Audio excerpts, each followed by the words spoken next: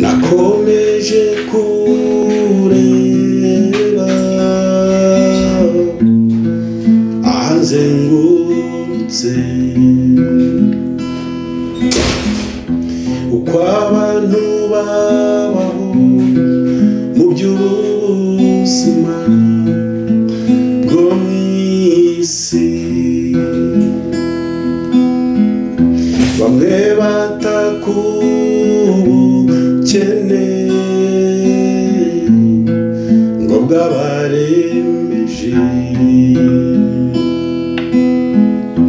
kandi abakire ntibanyurwa n'ibyo bafite bararira. Ni kuki turira? Ndifuza ko nta kintu na kimwe cyatuma wiheba,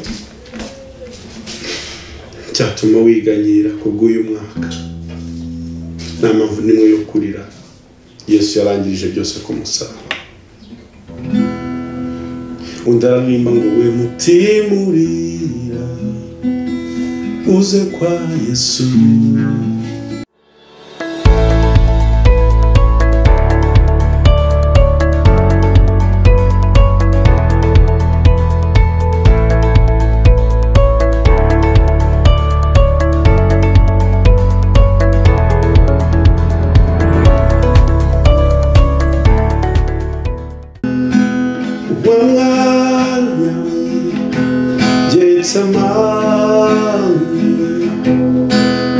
Sinshobora kubibagirwa uko wariraga ibyuya mwami wanjye bisa n'amaraso.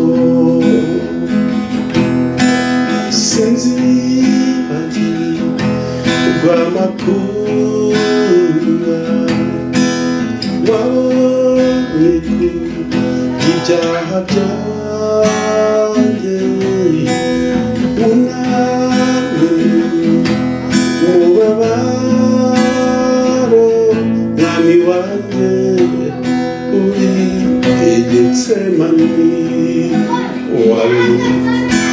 Uwo mwanya uri Getsemani sinshobora kwibagirwa uko wariraga ibyuya mwami wanjye bisa n'amaraso. Ushimwe mwami Imana wo utaradutanze kuba umuhigo w'abanzi bacu, ngo wunamye mu gasamba k'Igetsemani usengana umubabaro ndetse ubira ibyuya bivanze n'amaraso, kugira ngo ucungure ubuzima bwanjye muntu w'umunyamakosa. Wafashe ibyaha byanjye n'amakosa yanjye n'amafuti urabyikorera kugira ngo umbone. Igihano kiduhesha amahoro cyari kuri wowe.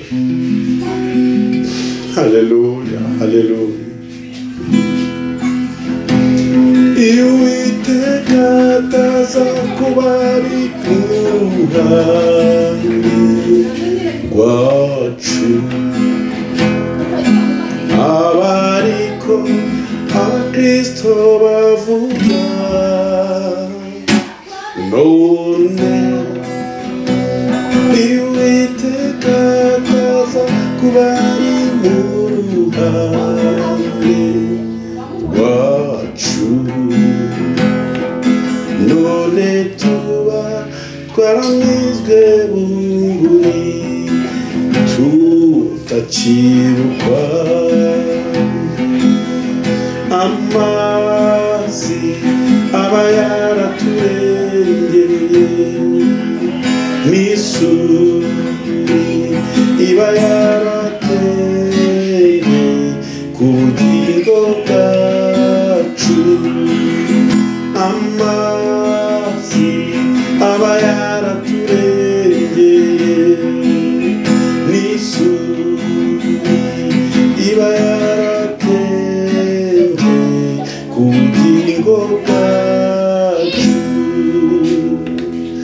ndagusuje cyane inshuti muvandimwe ukurikiye Evangelize Le Monde TV. Uyu ni uwa gatandatu wa mbere ugize umwaka wa 2021. Ndajya gukora meditation gatoya. Ndajya gukora meditation gato. Wibuka Imana ikuvanye.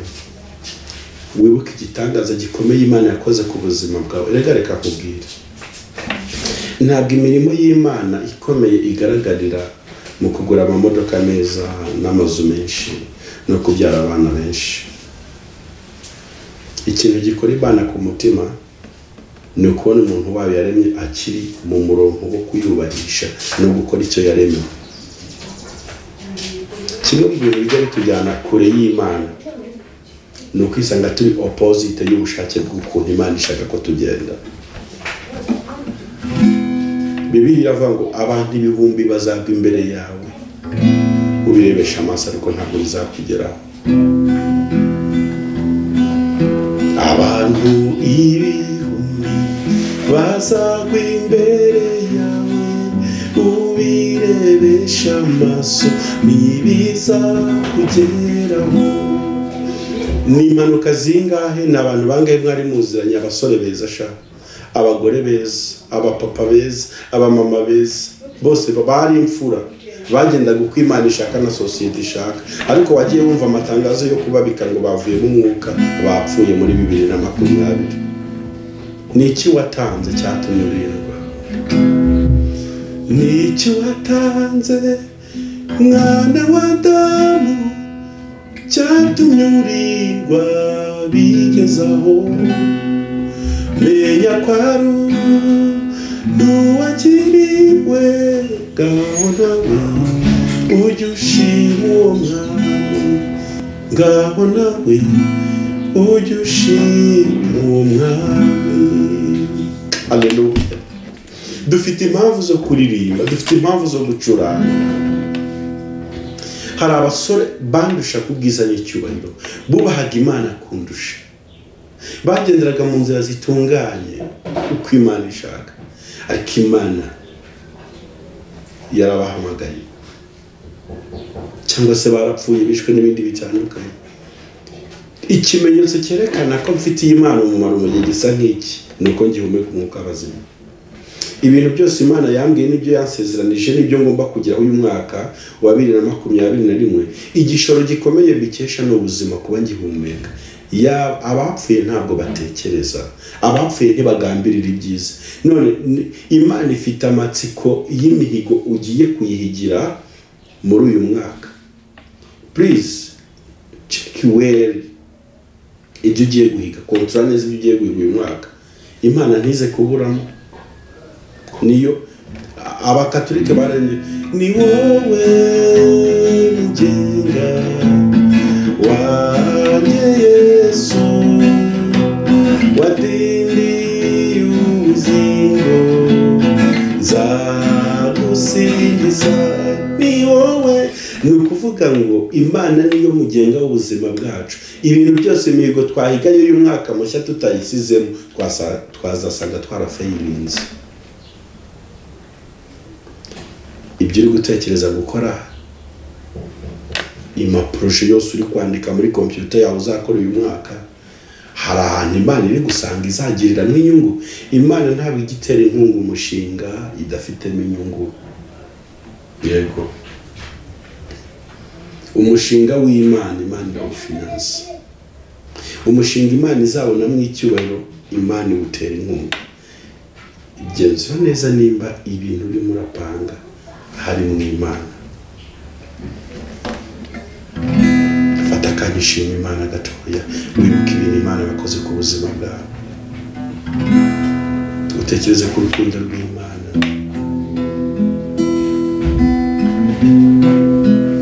Nguhaye akanya ko kumedita, fata umunota umwe gusa. Wibuke ukuntu benshi bapfuye urasigara, wibuke ukuntu baguteze imitego itandukanye. Abarozi bagutuma amahembe, abandi bagushyira mu kagambane batanga n'amafaranga ngo wicwe, ariko Imana irari gusimbutsa byose irakurokora. Nta kintu na kimwe cyagakwiye gutuma urira cyangwa guhangayike. Imana igaburira inyoni ntabwo ari we yabura kugaburira. Imana yambika uburabyo ntabwo ari we yabura kwambika. Haleluya.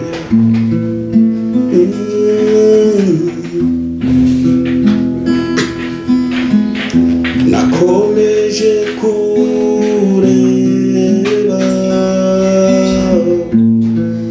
ahazengurutse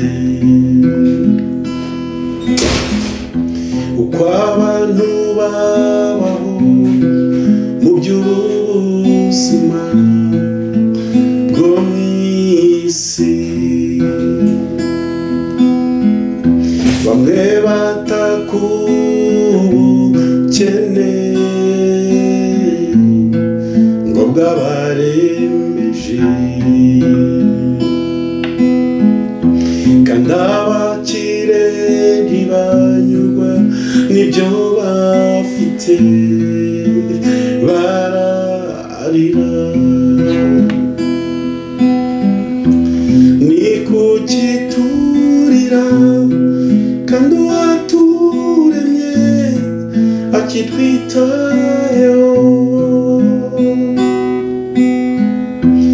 Witegereze inyoni ntizibiba ntizigira n'ibigega, kuki se yareka umuntu yaremye n'amaboko ye? Kuki se yareka umuntu yaremye n'amaboko ye?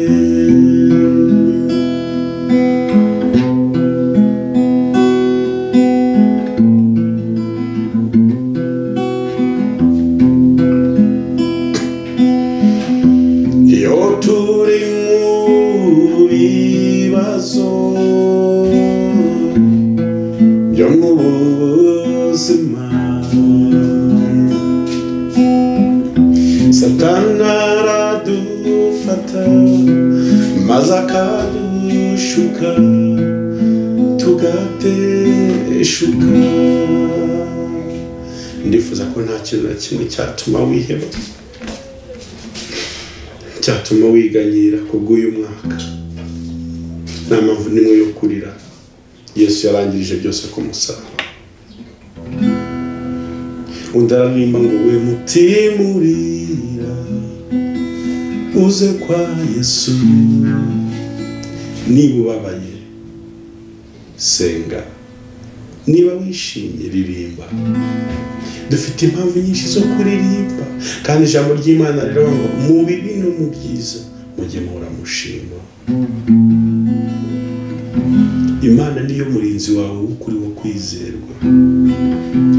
Imana niyo murinzi wawe wo kwizerwa, niyo gicucu cy'iburyo bwawe gihoraho.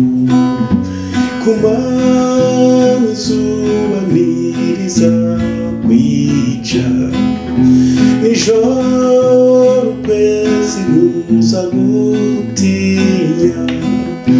Ku manywa izuba ntirizakwica, nijoro ukwezi ntuzagutinya. Imana irinda abanyarwanda, ihora iri maso ntisinzira.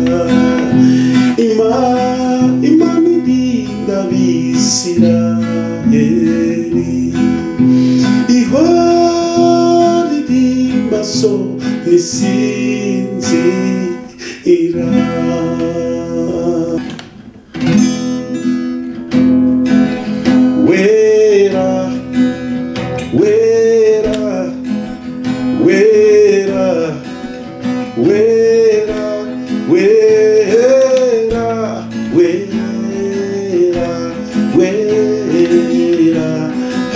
Hallelujah. Wera, wera, wera.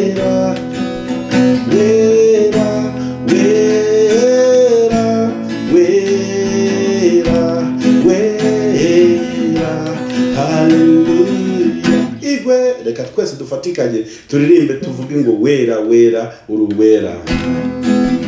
Igwe igwe igwe igwe igwe igwe haleluya. Igwe igwe igwe igwe igwe